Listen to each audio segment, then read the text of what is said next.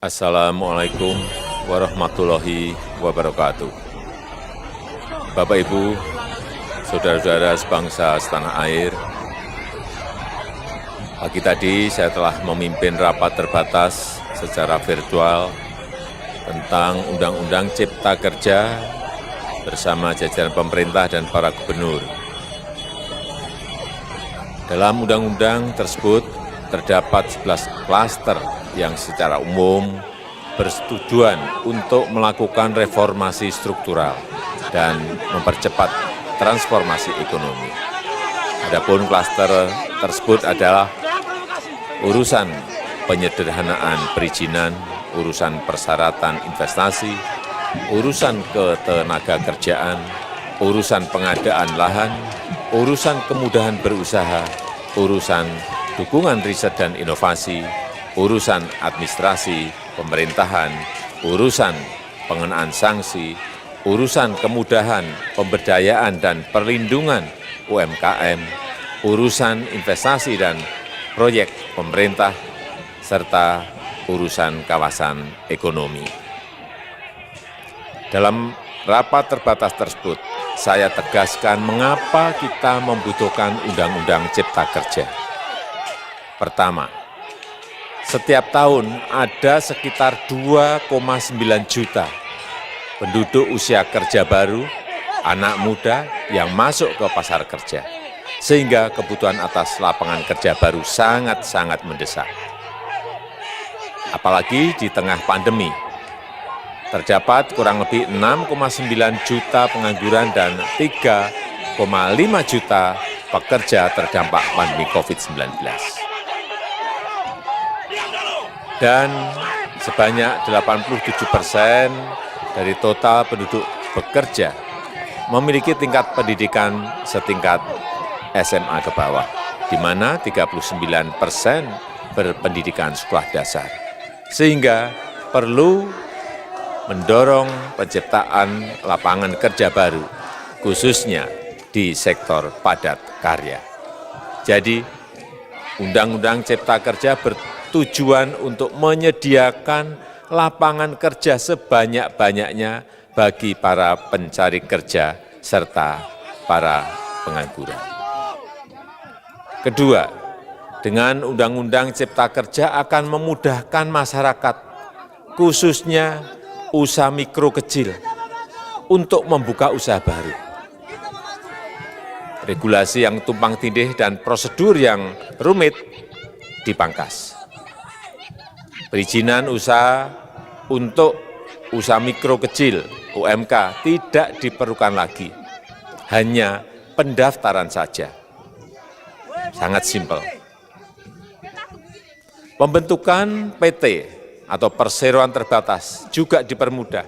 Tidak ada lagi pembatasan modal minimum. Pembentukan koperasi juga dipermudah, jumlahnya hanya 9 orang saja. Koperasi sudah bisa dibentuk. Kita harapkan akan semakin banyak koperasi-koperasi di tanah air. UMK, usaha mikro kecil yang bergerak di sektor makanan dan minuman, sertifikasi halalnya dibiayai pemerintah, artinya gratis. Izin kapal nelayan penangkap ikan misalnya, hanya ke unit kerja Kementerian KKP saja. Kalau sebelumnya harus mengajukan ke Kementerian KKP, Kementerian Perhubungan, dan instansi-instansi yang lain. Sekarang ini cukup dari unit di Kementerian KKP saja. Ketiga, Undang-Undang Cipta Kerja ini akan mendukung upaya pencegahan dan pemberantasan korupsi. Ini jelas karena dengan menyederhanakan, dengan memotong, dengan mengintegrasikan ke dalam sistem perizinan secara elektronik, maka pungutan liar, pungli dapat dihilangkan.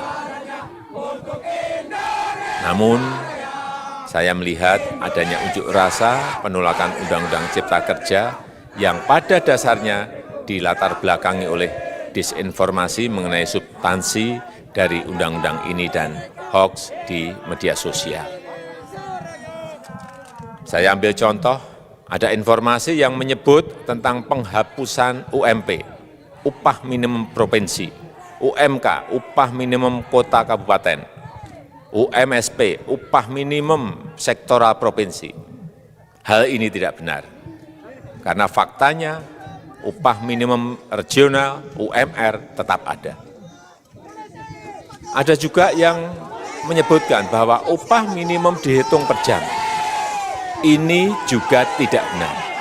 Tidak ada perubahan dengan sistem yang sekarang. Upah bisa dihitung berdasarkan waktu dan berdasarkan hasil.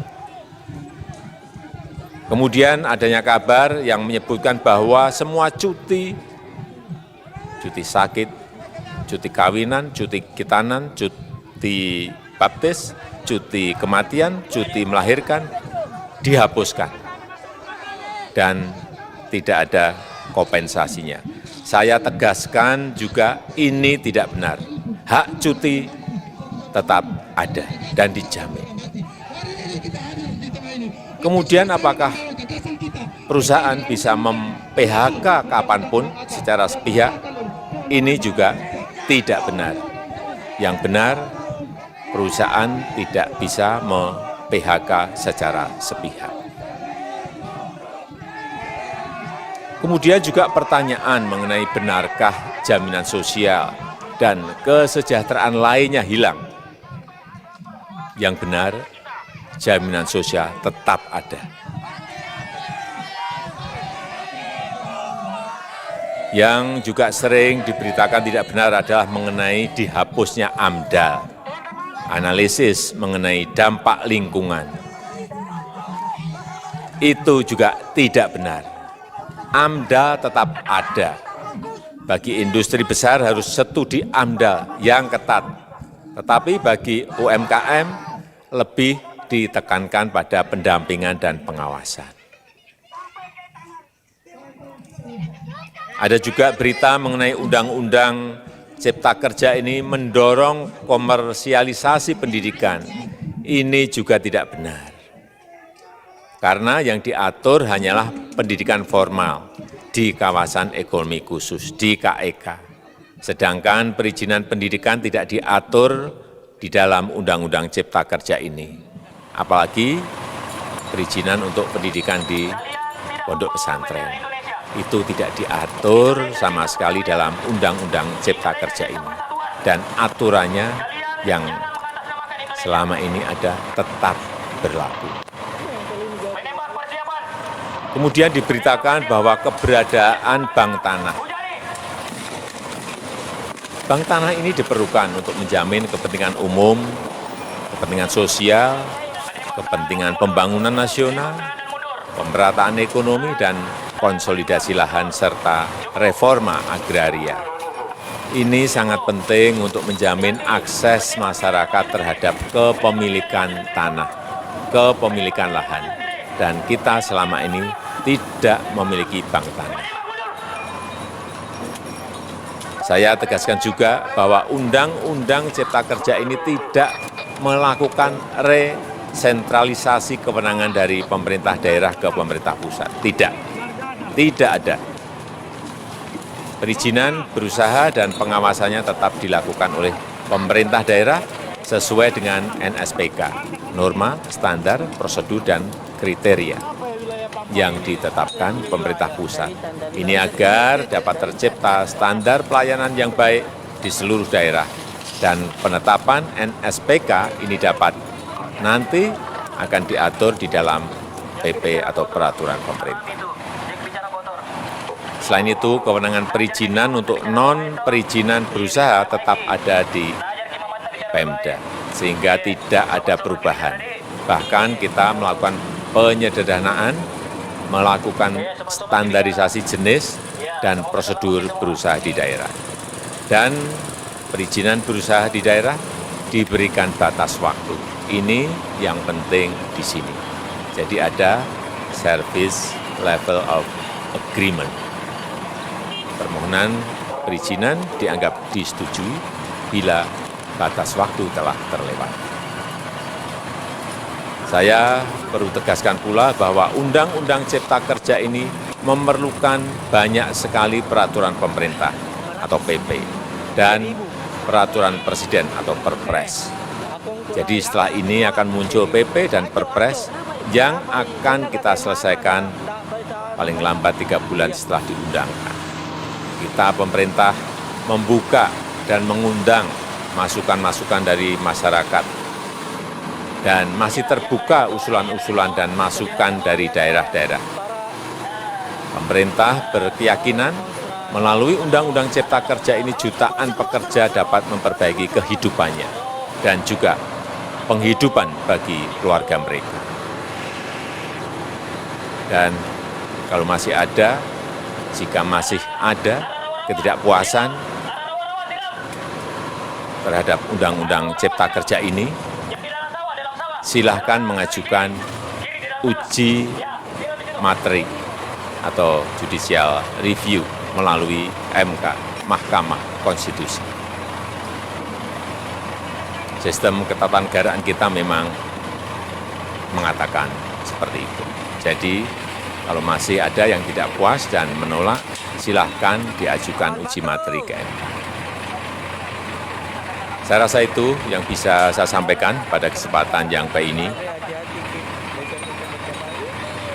Terima kasih. Wassalamualaikum warahmatullahi wabarakatuh.